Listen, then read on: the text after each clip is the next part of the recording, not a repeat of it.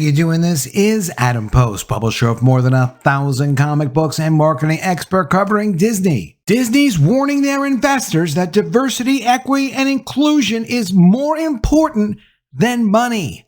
Let's get into the story. Before we do, please be sure you are subscribed to the channel. Click the bell for notifications. Give me a thumbs up. I really appreciate you guys. So Disney has finally just come out and said it in their recent annual report, their 10K for the year. They have straight up warned investors that, well, we're not so concerned about money over here. We're really concerned about our social goals, and those social goals have to take priority. From Breitbart, Disney report warns investors social goals take priority over profits. From thatparkplace.com, the Disney 10K annual report reveals Disney may be very worried about their place in the culture war. The reason why this is significant is Disney has never really before admitted what they were doing was something kind of strange. It wasn't trying to take their brands and their content and their abilities and focus it on satisfying their customers who are actually paying for the things they produce. They've now admitted in their risk factor section of their filings that yes, it is a serious financial risk to not focus on their customers and keeping their brands consistent with what customers expect. In their annual report, Disney must warn stockholders and potential stockholders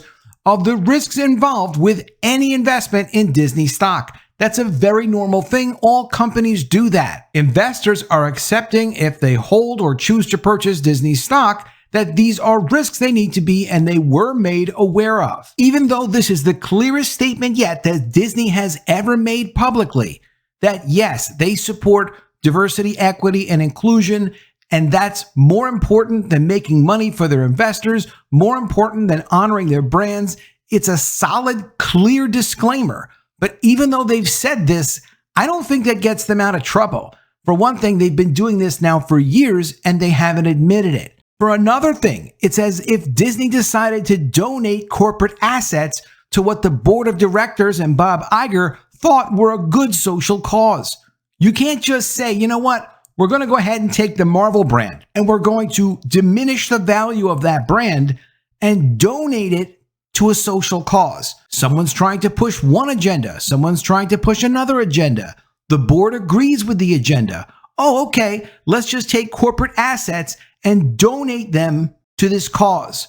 Yes, you can make donations from a corporation. That is all discussed and it's agreed to at shareholder meetings. It's something the board is very responsible for. It's handled in a very careful way. Disney can't just decide they're going to donate the value of their brands or the value of their assets to a social cause, even if they think it's a good idea. When I say they can't do it, I'm saying legally, I don't see how they can do it. I'm not a corporate attorney, and this would be a very specified, specific area that an expert would speak to. But I do know that if Disney just decided to donate their Orlando theme parks, they couldn't just do that without asking the shareholders, hey, is it okay if we give away our valuable assets? It's for a really good cause.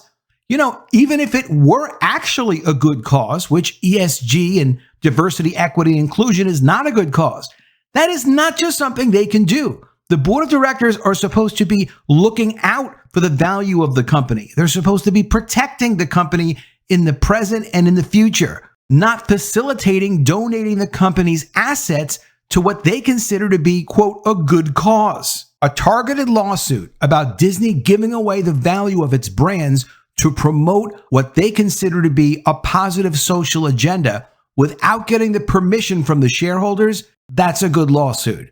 That's something I think somebody could win. And hopefully someone with millions of dollars in losses or even more will take them on because they've cost billions and billions of dollars in lost shareholder value with pushing this nonsensical agenda. Here's what the report specifically says. We face risks related to misalignment with public and consumer tastes and preferences for entertainment, travel, and consumer products, which impact demand for our entertainment offerings and products and the profitability of any of our businesses. Our businesses create entertainment, travel, and consumer products whose success depend on sustainability on consumer tastes and preferences that change in often unpredictable ways. The success of our business depends on our ability to consistently create compelling content, which may be distributed among other ways through broadcast, cable, theaters, internet, or mobile technology, and used in theme park attractions,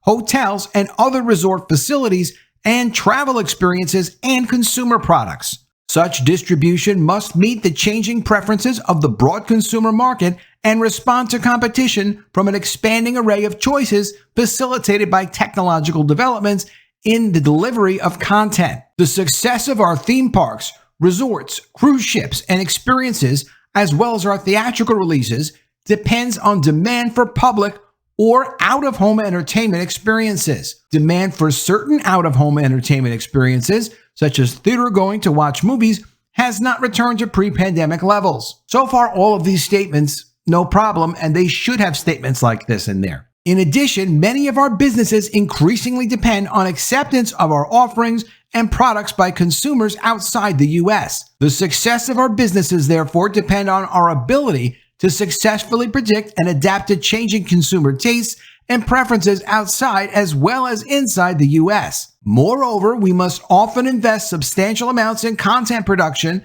and acquisition of sports rights, launch of sports-related studio programming, theme park attractions, cruise ships, or hotels and other facilities or customer-facing platforms before we know the extent to which these products will earn consumer acceptance.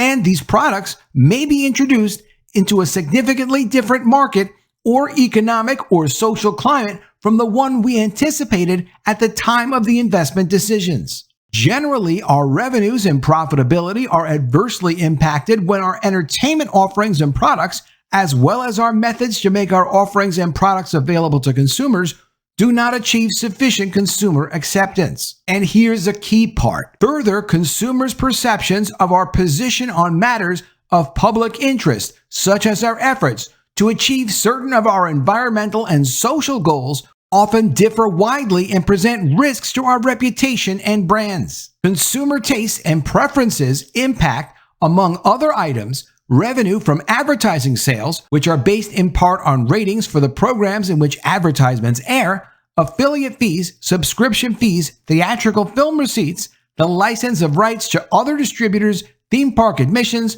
hotel room charges and merchandise, food and beverage sales, sales of licensed consumer products, or sales of our other consumer products and services. That is Disney admitting, 1, we've recognized that our far-left social and political agenda has damaged our company's reputation and profits. And 2, we have no intention of changing. You've been warned. The decline in domestic advertising revenue was due to a decrease of 14% from fewer impressions, reflecting lower average viewership, partially offset by an increase of 7% from higher rates. Disney saw a 14% double-digit decrease in impressions, which is viewership. And here's where Disney admits its theatrical flops affect every other part of its business. Upon a film's release and determination of the theatrical performance, the company's estimates of revenues from succeeding windows and markets, meaning other places that they can sell it rather than just, say, in the movie theaters, which may include imputed license fees for content that is used on our direct-to-consumer streaming services, meaning they pay themselves a certain amount of revenue. I know it's a little confusing, but when they sell the movie to theaters, they get revenue from the theater distributors. When they take a film that they've shown, say the Marvels, and then they put it on their own streaming service, they actually pay themselves a certain amount of revenue for that streaming service usage of the film. It's like it's selling cattle to hamburger restaurants if they own the cattle and they also own the hamburger restaurants. And the rates of revenue that they pay themselves are revised based on historical relationships and an analysis of current market trends, which gives them a lot of flexibility to play around with their financial numbers and how they report their numbers. And they've been doing that, of course, for years. Disney's success starts with its movies. Without iconic movies, the rest of the company is always going to suffer.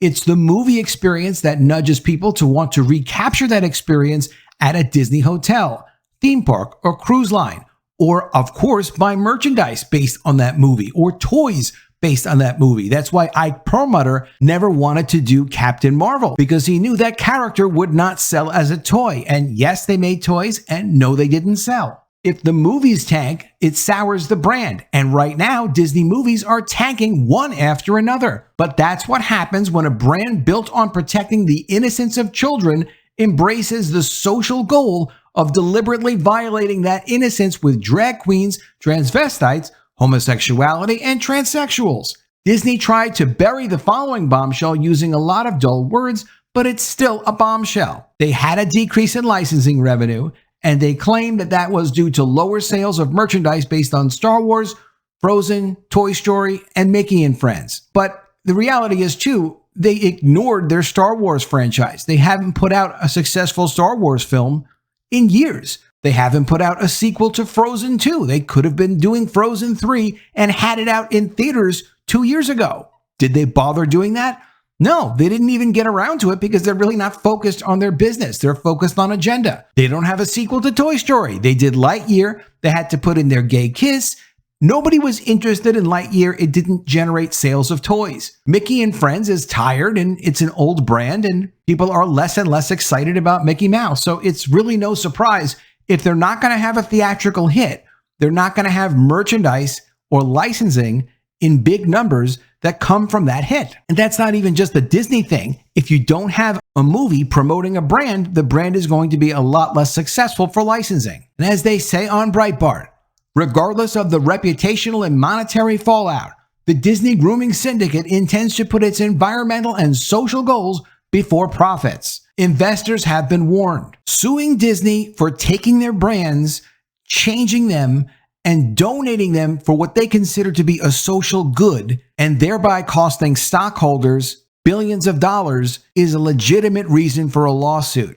At the very least, it's a legitimate reason for Nelson Peltz, who's an outside investor who's pushing for change at Disney, to be able to get a seat on the board of directors. I would hope we would start to hear more from Nelson Peltz very soon about how the company has no right to convert corporate assets for their own personal agenda to push certain diversity goals. The company can't donate its brands, it can't donate its assets and take them away from investors for their own personal use. And that's what Bob Iger and the board of directors have been doing. At the absolute very least, if the board of directors decided they wanted to push social agendas and take assets away from investors, they would have had to have some kind of a vote on it. I've never heard of a vote. All I've ever heard of is Disney decided to do this, Disney decided to do that. And it makes no sense that regardless of why, they could just take assets away from investors